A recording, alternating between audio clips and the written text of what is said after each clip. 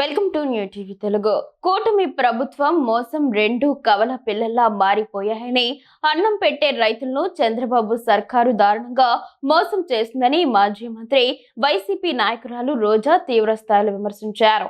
మామిడి రైతులకు ఇచ్చిన హామీని నిలబెట్టుకోవడంలో ప్రభుత్వం విఫలమైందని, దీనివల్ల సుమారు 45,000 మంది రైతులు 180 కోట్ల రూపాయలు నష్టపోయారని ఆరోపించారు. ఈ మేరకు ఎక్స్ వేదికగా ఆమె ప్రభుత్వ వైఖరిని తప్పుబట్టారు.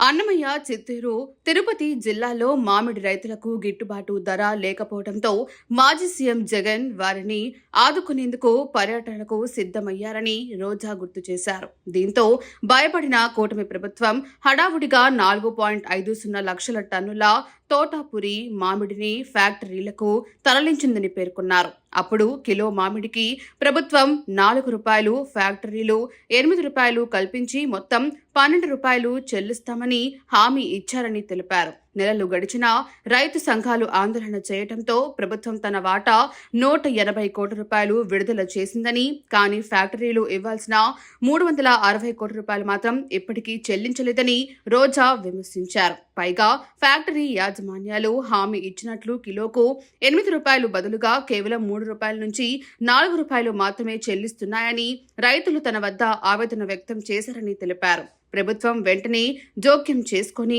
ఫ్యాక్టరీల నుంచి రైతులకు కిలోకు ₹8 చొప్పున రావాల్సిన ₹360 కోట్ల వెంటనే ఇప్పించాలని డిమాండ్ చేశారు.